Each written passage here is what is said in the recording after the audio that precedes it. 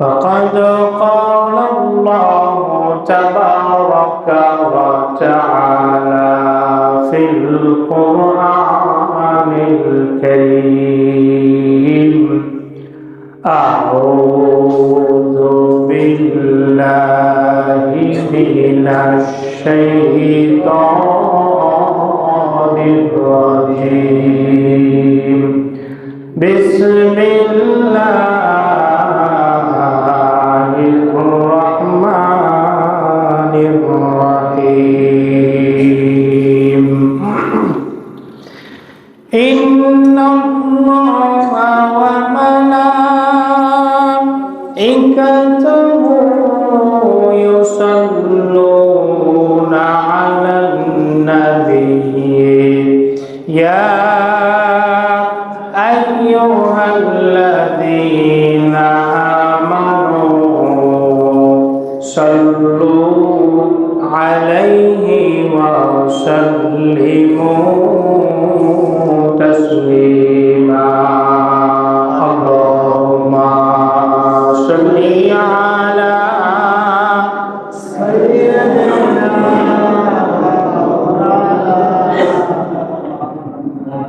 وعلى آل سيدنا شفيعنا محمد। যাদের হৃদয়ে আছে আল্লাহর ভয়, তারা প্রভু পথ ভুলে যায় না। যাদের হৃদয়ে আছে আল্লাহর ভয়, তারা প্রভু পথ ভুলে যায় না। আল্লাহর প্রেম ছাড়া এই দুনিয়ায় কারো কাছে কোনো কিছু চাই না। রাতের আঁধারে যারা সেজদাতে রয়, দু চোখের স্রোতে নদী যেন বয়। রাতের আঁধারে যারা সেজদাতে রয়, দু চোখের স্রোতে নদী যেন বয়। ছলনার হাত ছানি যতই আসুক, ছলনার হাত ছানি যতই আসুক, পেছনে ফিরে তাকাই না। যাদের হৃদয়ে আছে আল্লাহর ভয়, তারা কবু পথ ভুলে যায় না। আল্লাহুম্মা সাল্লি আলা সাইয়্যিদিনা মাওলানা মুহাম্মদ ওয়া আলা আলি সাইয়্যিদিনা شفيعنا محمد. بلغ العلا بكماله كشف الدجى بجماله حسنت جميع خصاله صلوا عليه وآله.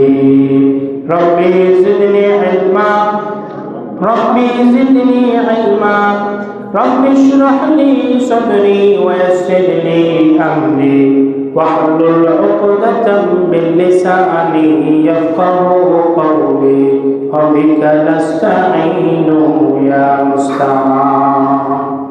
সম্মানিত মুসলিম কিরাম, আল্লাহ তাবারক ওয়া তাআলার দরবারে সর্বপ্রথম শুকরিয়া জ্ঞাপন করে নিচ্ছি যে আল্লাহ রব্বুল ইজ্জত আমাকে আপনাকে এই কর্মব্যস্তময় জীবনে ফসল কাটার এই ব্যস্ততম সময়ে পাক পবিত্র হয়ে ওযু গোসল ইস্তেঞ্জা সেরে মসজিদে আগে আগে উপস্থিত হওয়ার তৌফিক এনায়েত ফরমালেন। সেই মহান রবের দরবারে একবার শুকর পাঠ করি। সকলে বলে আলহামদুলিল্লাহ। তো দায়িত্বশীলদের অনুরোধে গত কয়েক জমা থেকে আপনাদের সামনে দান সৎকার আলোচনা করছিলাম। সরাসরি কোরআন সুন্নাহ থেকে দান সৎকার বিষয়ক কিছু কথা আপনাদের সাথে শেয়ার করছিলাম। গত 3টা জুমা ধরে আমরা এই টপিকে আলোচনা শুনেছি। আজকে আমরা সরাসরি কোরআন সুন্নাহ থেকে দান সৎকার আলোচনা সর্বশেষ একটা আলোচনা শুনতে চাই। যতগুলো আয়াত হাদিস আমি নোট করেছিলাম তার মধ্যে আলহামদুলিল্লাহ অনেকগুলোই আমরা শুনেছি। আল্লাহ এবং আল্লাহর রাসূল আমাদেরকে এই কষ্টে উপার্জিত সম্পদ পয়সাকে আল্লাহর রাস্তায় দান করার জন্য যে নির্দেশনা, যে পদ্ধতি, যে প্রতিদানের কথাগুলো বলেছেন সেগুলো আমরা ধারাবাহিকভাবে শুনছিলাম। আজকে সে ধারাবাহিক আলোচনার সর্বশেষ কিছু কথা আপনাদের সামনে সরাসরি কোরআন সুন্নাহ থেকেই রাখতে চাই। তো আমরা এখন শীতকাল পার করছি। এখন শীতকালের যে শীত মৌসুম সেটা আমাদের প্রকৃতিতে পুরোপুরি এসে গেছে। এই দুপুর বেলাতেও যদিও রোদ, কিন্তু আমরা যখন ছায়ায় থাকি, ঘরের ভিতরে থাকি, একটু একটু ঠান্ডা লাগে। অনেকেই আবার এই শীতকালে ঠিকমতো গোসল করতে চায় না, এমনও আছে সপ্তাহান্তর একবার গোসল করে, আছে কি নাই? এমন আছে। তো এটা যদিও শীতকাল হওয়ার কারণে আমরা মনে করি যে অসুবিধা হচ্ছে না, কিন্তু আমরা দৈনন্দিন জীবনে কাজে কামে বাইরে বের হই, ঘুরি ফিরি, শরীরের পরিচ্ছন্নতার জন্যও প্রতিদিন গোসল করা এটা একটা শারীরিক সুস্থতার জন্য প্রয়োজন।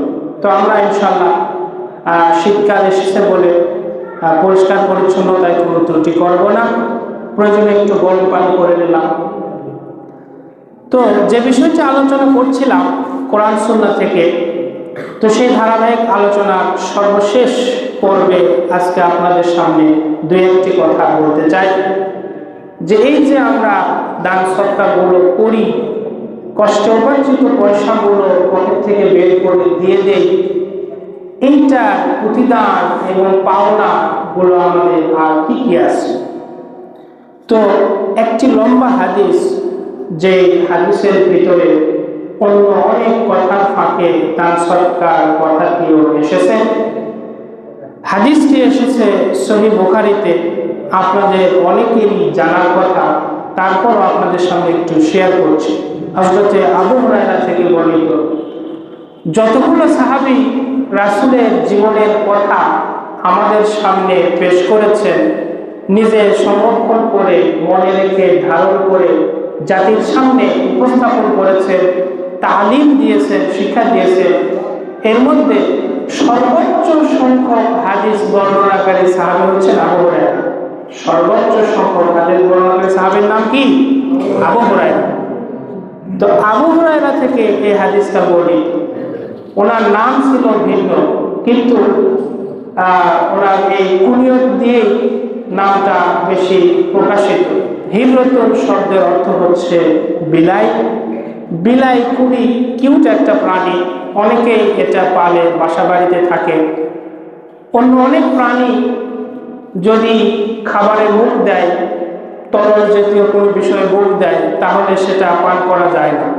কিন্তু আল্লাহ রাসূল বলছেন, বিলাই যদি কোনো পানিতে মুখ দেয় তাহলে সেটা হারাম হয় না, নাপাক হয় না। কারণ বিলাই এটা একটা পোষ্য প্রাণী, মানুষের কাছাকাছি থাকে, ছোট, সুন্দর না, মানুষ অনেকেই পায়। তো আবু হুরায়রার কাছে একটি বিলাই ছিল। তো একদিন মসজিদে নববীতে হযরত আবু হুরায়রা শুয়ে থেকে বিশ্রাম নিচ্ছিলেন। তো উনি যে জুব্বাটা পরেছিলেন, সেই জুব্বার এই হাতলটা ছিল অনেক লম্বা। তো শুয়ে আছে, ওই বিলাইটা হাতলের ভিতরে ঢুকে এখানে আরাম নিচ্ছে। তো হযরত আল্লাহ রাসূল দেখে বললেন, আবু হুরায়রা, আবু শব্দ হতো বিলাই, হে বিলাইয়ের বাবা, এভাবে একটু আদর করে ডেকেছিলেন। সেই নামটা সাহাবায়ে কেরাম তাকে ওইভাবে ডাকতো, সে হিসেবে প্রসিদ্ধ হয়ে গেছে। যুগ যুগ ধরে এখন পর্যন্ত ওই সাহাবীর নাম পরিবর্তে এই নামেই সবাই ডাকে।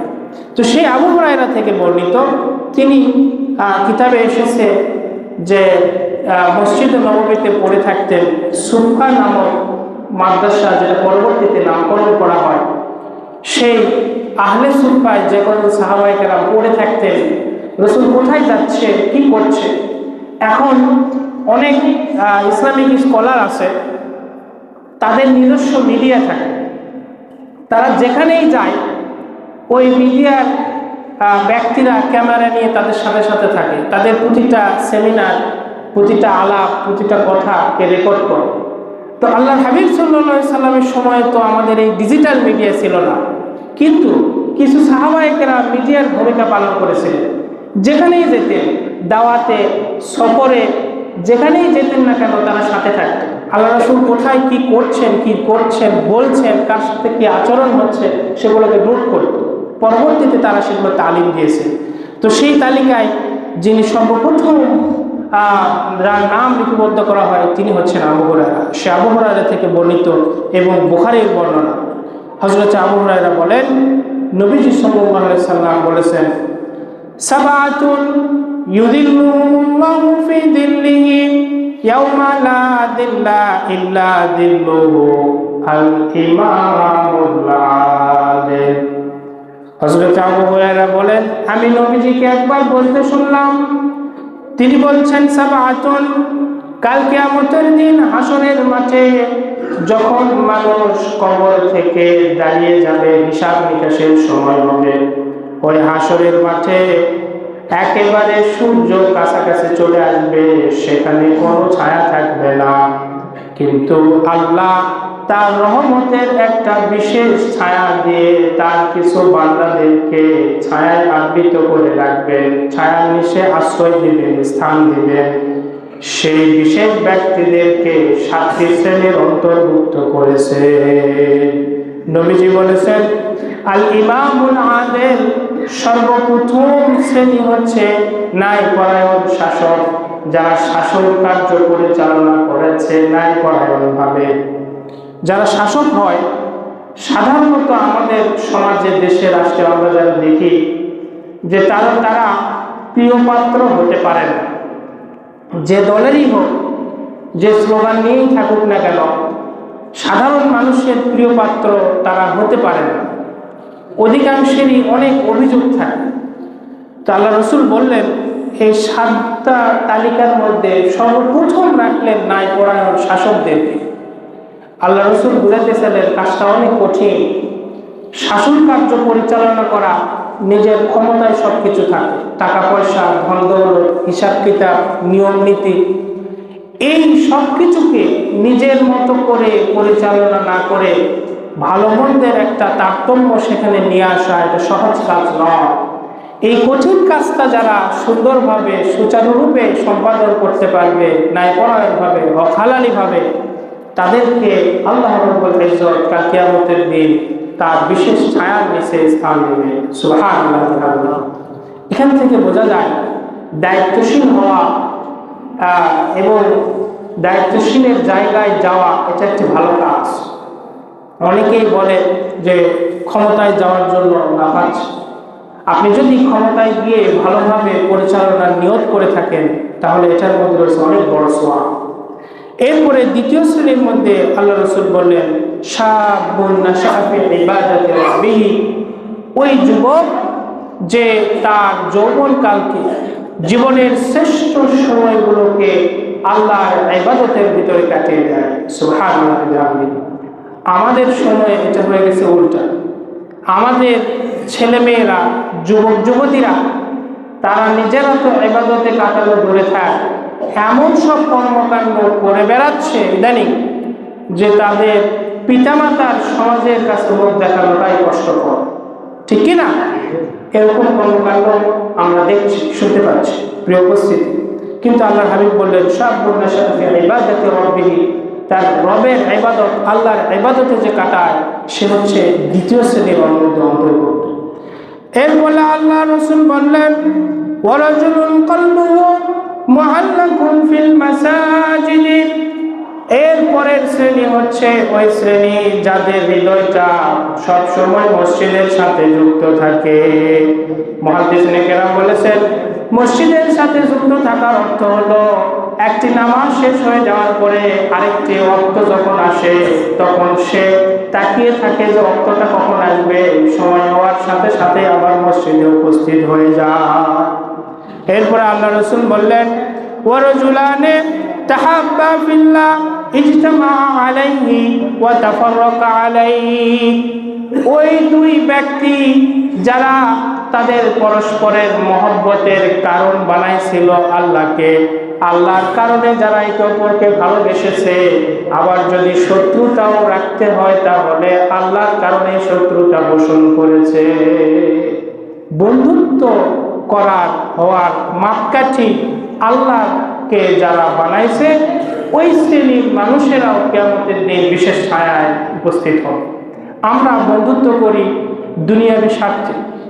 আমরা দেখি যে কার সাথে বন্ধুত্ব করলে আমি কিছু সুবিধা পাবো, অর্থ সম্পদ, পদ পদবি ইত্যাদি সুবিধা পাবো, তার সাথে আমরা সম্পর্ক স্থাপন করি, বন্ধুত্ব করি।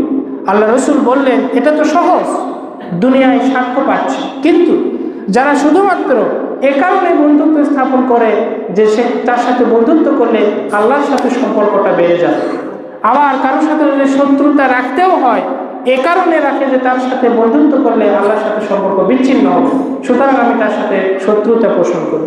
ভালোবাসা এবং শত্রুতা পোষণ করার মাপকাঠি যারা আল্লাহকে আল্লাহ বানায় তারাই একটা শ্রেণীর মধ্যে অন্তর্ভুক্ত।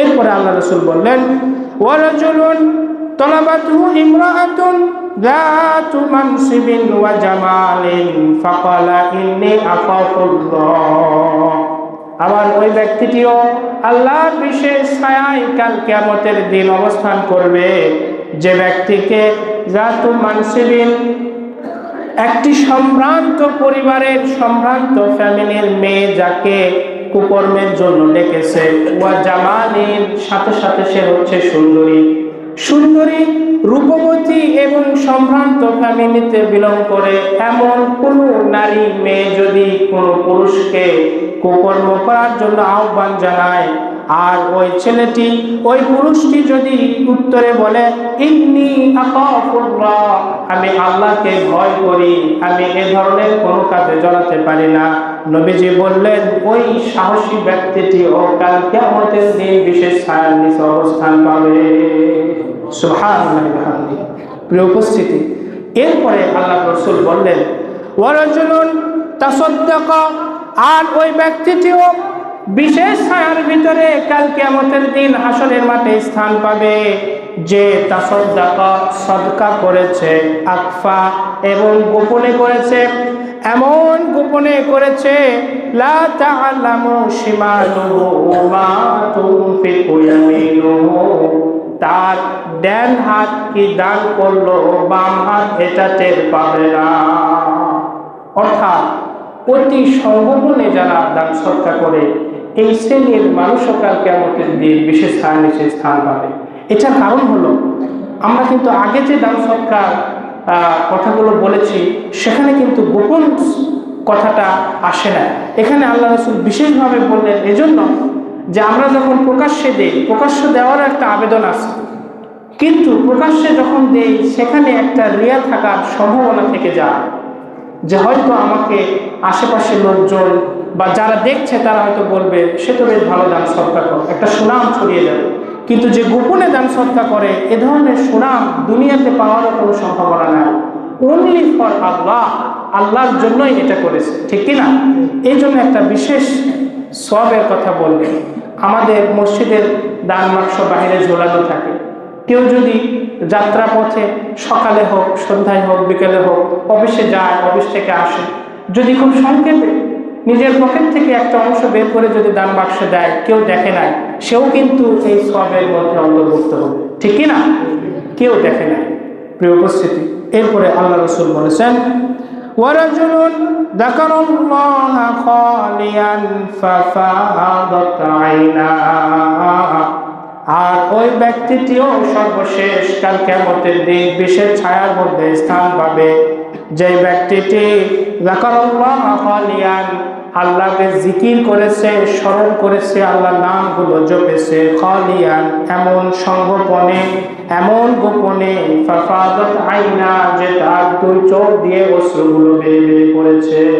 অর্থাৎ শেষ রাত্রিতে কেঁদে কেঁদে আল্লাহ ইবাদত করেছে, কোনো কিছু চেয়েছে, সেই ব্যক্তিটিও আল্লাহ রাব্বুল ইজ্জতের বিশেষ ছায়ার মধ্যে অন্তর্ভুক্ত হবে। প্রিয় উপস্থিতি, দান সৎকার আরেকটি গুরুত্বপূর্ণ সওয়াব। যেহেতু আজকে আমরা এই বিষয়টি আলোচনা শেষ করছি, আর দুটি হাদিস আপনাদের সামনে একটু পড়তে চাই। আল্লাহর হাবিব সাল্লাল্লাহু আলাইহি সাল্লাম বলেছেন, এটি বুখারীর বর্ণনায়, আর এখন যেটি বলছে এটি সহিহ ইবনে হিব্বানের বর্ণনা। নবীজি বলেন, কুল্লু মরিইন ফি দিল্লি সাদাকাতিহি হাত্তা ইউকদিয়া বাইনান নাস। এই যে বিশেষ ছায়ার মধ্যে থাকবে, এটা কতক্ষণ? আল্লাহ রাসূল বললেন, হাত্তা ইউকদিয়া বাইনান নাস, যতক্ষণ না তাদের প্রত্যেকের আমলনামা ফয়সালা পরিপূর্ণ হয়ে তাদেরকে দিয়ে দেওয়া হয়, ততক্ষণ পর্যন্ত এই বিশেষ ছায়ার মধ্যে অন্তর্ভুক্ত থাকবে। অর্থাৎ সে যদি জাহান্নামেও যায়, ফয়সালা হওয়ার আগ পর্যন্ত সে এই নিয়ামতটা পাবে। সুবহানাল্লাহ। আর আল্লাহ রাসূল আরেক জায়গায় বলেছেন, যারা দান সদকা করে তাদের জন্য জান্নাতে প্রবেশের একটা বিশেষ দরজা থাকবে, যে বিশেষ দরজা দিয়ে তারা প্রবেশ করবে। এটি এসেছে বুখারীর আরেকটি হাদিসে, যে হাদিসে আল্লাহ রাসূল বলেন, ওয়ামান কানা মিন আহলি সাদাকাতি দুইয়া মিন বাবিস সাদাকাতি। জান্নাতে ঢোকার জন্য অনেক রকমের দরজা থাকবে, বিভিন্ন নামের দরজা থাকবে। আর যারা আহলুস সাদাকা, দান সৎকার পরিবারের অন্তর্ভুক্ত হবে, তাদেরকে সদকা, দান সৎকার চিহ্নিত বাবের দরজার ভিতর দিয়ে প্রবেশ করানো হবে। আমার নবীজি সুনানে তিরমিজির একটি হাদিস শরীফের ভিতরে বলেছেন, যারা দান সৎকার পরিবারের অন্তর্ভুক্ত হবে, দান সৎকার আমল যাদের আমল নামায় পাওয়া যাবে, তাদেরকে জান্নাতের মধ্যে বিশেষ একটা বালাখানা অট্টালিকা দেওয়া হবে। আন আলী হযরত আলী রাদিয়াল্লাহু তাআলা আনহু থেকে বর্ণিত, তিনি বলেন, আমি নবীজিকে বলতে শুনেছি, ইন্না ফিল জান্নাতি লাগুরফা, জান্নাতের ভিতরে বিশেষ ধরনের কিছু অট্টালিকা, বিল্ডিং থাকবে, তুরা যুহুরুহা মিন বুতুনিহা, যেই বিল্ডিংগুলোকে বাহির থেকে ভিতরে কি হচ্ছে সেটা দেখা যাবে, ওয়া বুতুনুহা মিন যুহুরিহা, আবার ভিতরে কি হচ্ছে সেটা বাহির থেকে দেখা যাবে। ফাকামা ইলাইহি আরাবিয়ুন, দেখেন এখানে বর্তমান সময়ের সাথে মিল পাওয়া যাচ্ছে একটা বিষয়, সেটা হচ্ছে এখনকার সময়ে বিল্ডিং সবচেয়ে উন্নত কোনগুলো? যেগুলো ওয়াল হচ্ছে কাঁচের তৈরি, ঠিক না? আপনি দেখবেন শহরে সবচাইতে ডিমান্ডেবল এবং খরচে যে ভবনগুলো, সেগুলো এখন আর আমাদের মতো ওয়ালে তৈরি হয়, সেগুলো একটা বিশেষ ধরনের গ্লাস থাকে, এতটাই মজবুত শক্ত যে আপনি হয়তো মনে করবেন যে গ্লাস হয়তো ধাক্কা দিলে পড়বে কিনা, না, সেগুলো কিন্তু পড়বে না। এবং ওগুলো একটা বৈশিষ্ট্য হচ্ছে যে আপনি বিল্ডিংয়ের ভিতরে অফিসের চেয়ারে বসে আছেন, কিন্তু আপনি পাশ দিয়ে পুরো শহর দেখতে পাচ্ছেন, ওটার একটা ভিন্ন রকমের একটা ভালো লাগা আছে। এই জন্য এবং ওগুলোর খরচও অনেক বেশি। আল্লাহ রাসূল বললেন, দেখেন জান্নাতের যে নিয়ামতের কথাগুলো বলা হচ্ছে, সেটা একটা ছিটে ফোঁটা দুনিয়ায় মানুষ পেতে চায়, এই জন্য এগুলো তৈরি হচ্ছে। আল্লাহ রাসূল বললেন, এরকম একটা বিশেষ বিল্ডিং থাকবে, আর এই বিশেষ বিল্ডিংগুলো কেমন হবে, যে বাহির থেকে ভিতরে দেখা যাবে, ভিতর থেকে বাহিরে দেখা যাবে, এরকম একটা বিশেষ কায়দার বিল্ডিং হবে। তো সেই বৈঠকের ভিতরে একজন গ্রাম্য মূর্খ ব্যক্তি ছিলেন, এরকম ইলিটারেট পার্সন, গ্রামে চাষবাস করে খায়, এত লেখাপড়া জানে না। তো সে হঠাৎ করে দাঁড়িয়ে আল্লাহ রাসূলকে জিজ্ঞাসা করলেন, ফাকামা ইলাইহি আরাবিয়্যুন ফাকালা, জিজ্ঞাসা করে বললেন, লিমান হিয়া ইয়া রাসূলুল্লাহ। সাধারণত আল্লাহ রাসূলের সামনে হুটহাট করে প্রশ্ন করার সাহস সবাই রাখতো না, যেহেতু একজন বড় পার্সোনালিটি সম্পন্ন মানুষ, কিন্তু সে যেহেতু একজন সাধারণ মানুষ, এত কিছু বাছ বিচার করেন। সে জিজ্ঞাসা করলো, ইয়া রাসূলুল্লাহ, তাহলে এই বিশেষ ধরনের বিল্ডিংগুলো কে বানাবে?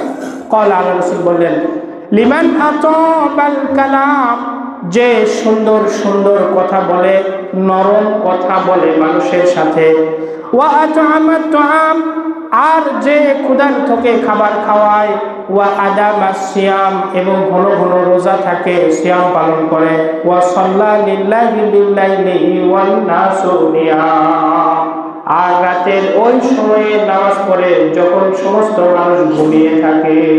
4 শ্রেণীর কথা বলবেন। প্রথম, আতাবাল কালাম, মানুষের সাথে যখন মানুষ কথা বলে নরম সুরে, কোমলভাবে, সুন্দর গ্র্যাটিটিউড, অভিবাদন জানিয়ে কথা বলে তারা, এবং আতআমাত তুআম, যারা ক্ষুধার্তকে খাবার খাওয়ায়। এখান থেকে দান সৎকার একটা আমরা শিক্ষা পাই, কারণ খাবার খাওয়ানো এটাও কিন্তু দান সৎকারের একটা অন্তর্ভুক্ত, ঠিক কিনা?